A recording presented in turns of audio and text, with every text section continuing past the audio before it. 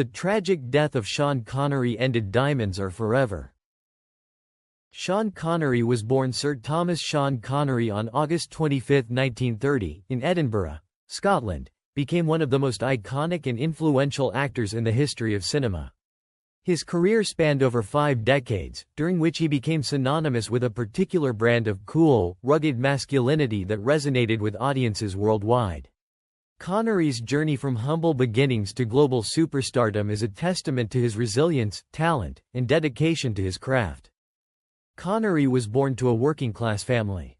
His father, Joseph Connery, was a factory worker, and his mother, Euphemia, was a cleaning lady. The young Sean, like many working-class children, had to leave school early to contribute to the family's finances. He took up various jobs, including delivering milk, working as a truck driver, and even posing as a model for art classes. Despite his early setbacks, Connery was determined to pursue a career in acting. His big break came after he joined a local theater company, and it was here that his natural charisma and charm began to shine. Connery's rise to fame can be largely attributed to his role as James Bond in the 1962 film Dr. No. He was cast as the suave British secret agent by producer Albert R. Broccoli, and his performance set the bar for every subsequent Bond actor. Connery's portrayal of Bond was a masterful blend of toughness, intelligence, and charm. He was the epitome of 1960s masculinity, with his sharp suits, impeccable style, and, of course, his signature catchphrase, "Bond, James Bond." Over the course of 7 films, Connery cemented his place in cinematic history, and the character of Bond became a global cultural phenomenon.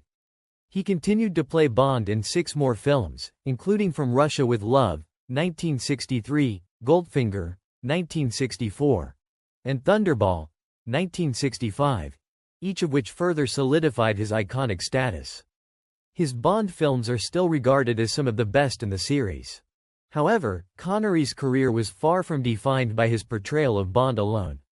After leaving the Bond franchise in the late 1960s, he pursued a diverse range of roles that showcased his versatility as an actor. He received critical acclaim for his performances in films like The Untouchables, 1987, where he won an Academy Award for Best Supporting Actor. Connery's ability to transition from suave leading man to more nuanced, character-driven roles was remarkable. In The Hunt for Red October, 1990, he played a Russian submarine captain, a role that once again demonstrated his talent for portraying complex, layered characters. In The Rock, 1996, Connery paired his sharp wit and gravitas with action-packed sequences, further proving his staying power in Hollywood. Connery was not only an actor of extraordinary skill but also a man of remarkable personal character. He was known for his commitment to his craft, his sharp intelligence, and his generosity toward those around him. Throughout his life, Connery also remained fiercely protective of his privacy, maintaining a sense of mystery about his personal affairs. Though he was often in the public eye, he never seemed to seek the limelight unnecessarily. He spent the later years of his life in the Bahamas, enjoying a more peaceful and private existence. His relationships, including his marriage to actress Diane Cilento and later to painter Micheline Roquebrune, were marked by mutual respect and admiration. Beyond his acting, Connery was also deeply committed to his Scottish heritage. He became a vocal advocate for the rights of Scots and was a staunch supporter of the Scottish independence movement. He was knighted by Queen Elizabeth II in 2002 for his contributions to drama and his charity work, and his knighthood was a well-deserved recognition of his remarkable impact on the film industry. The tragic death of Sean Connery on October 31, 2020, marked the end of an era, not just in his personal life, but for the world of cinema and the iconic James Bond franchise that he had helped elevate to legendary status. Connery's portrayal of the suave and daring British secret agent began in 1962 with Dr. No and left an indelible mark on popular culture, influencing every subsequent portrayal of the character. He remained the definitive Bond for many fans, and his death symbolically closed the chapter on the original iteration of the character. The connection between Connery and Diamonds Are Forever is especially poignant, as it marked his final appearance as 007, closing the first phase of a series that would continue for decades. In 1971, Diamonds Are Forever was released as the seventh James Bond film and Connery's last before he handed the torch over to Roger Moore. However, his involvement in the film was complicated, as it came after a period of discontent with the franchise. Connery had famously retired from the role after You Only Live Twice, 1967, due to frustrations with the increasing commercial demands and his desire to break free from the Bond persona that had become synonymous with his name. Despite this, the producers coaxed him back with a lucrative contract, and Diamonds Are Forever became a bittersweet return to the role. His reappearance was both a victory for fans of the early Bond films and a reminder of the personal conflicts Connery had experienced in the midst of his fame. The film itself, though often regarded as one of the less memorable entries in the series, holds historical significance. Connery's performance, though tinged with a sense of weariness, showed flashes of the charm and danger that had made his Bond so unforgettable.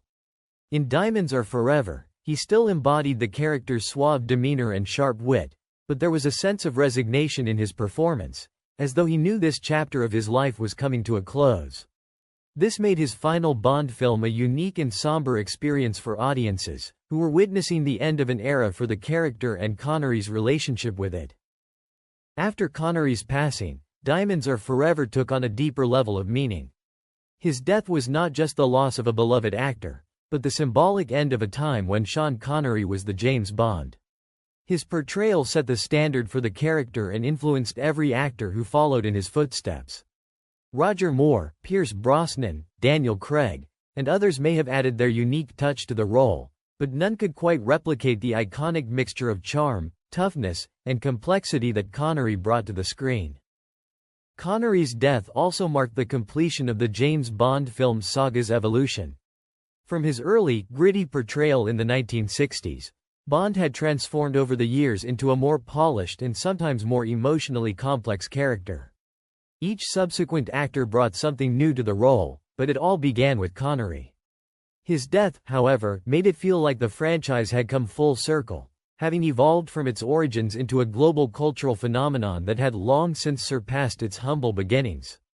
For fans of the original films, Diamonds Are Forever represented not just a film in the James Bond series, but a symbol of the final, albeit reluctant, embrace of a role that Connery had complicated feelings about throughout his career. Sean Connery's tragic passing also invoked nostalgia for the golden era of Bond films, which were a cultural touchstone during the 1960s and early 1970s. As the world mourned his loss, there was a renewed appreciation for the classic Bond films, with Diamonds Are Forever standing out as the conclusion of Connery's time as the super spy. It was as if the film had been frozen in time, its finality now even more pronounced in light of Connery's death. The ending of Diamonds Are Forever, where Bond returns to his usual self, having defeated the villainous forces once again, echoed the closure that would follow with the actor's own passing, marking the end of an era not just in the world of James Bond, but in cinema history itself. As fans reflect on Connery's legacy, Diamonds Are Forever takes on an even more emotional weight, standing as both his swan song in the role and as a time capsule that encapsulates the 007 that Connery made iconic.